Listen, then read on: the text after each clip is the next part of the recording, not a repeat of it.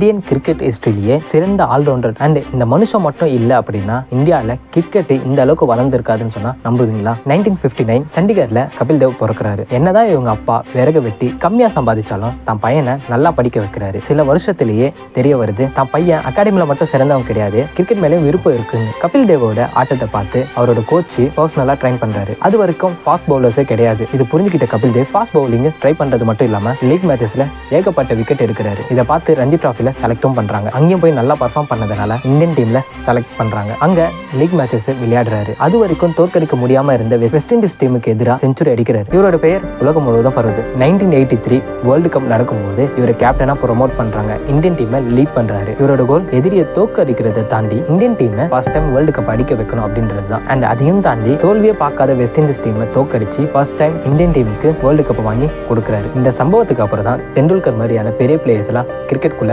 வராங்க. And 5000 runs 400 wicket test மேட்ச்ல எடுத்த ஒரே பிளேயர் கபில் தேவ் மட்டும் தான். அண்ட் பெரிய பெரிய அவார்டான பத்மஸ்ரீ அண்ட் அர்ஜுன் அவார்டும் இவருக்கு கொடுத்துருக்காங்க. நம்ம யாருன்றது முக்கியம் இல்லை, நம்மளால என்ன முடியும்ன்றது தான் முக்கியம். தெரியாதவங்க ஃப்ரெண்ட்ஸுக்கு இந்த வீடியோ ஷேர் பண்ணுங்க, அவங்களும் தெரிஞ்சுப்பாங்க.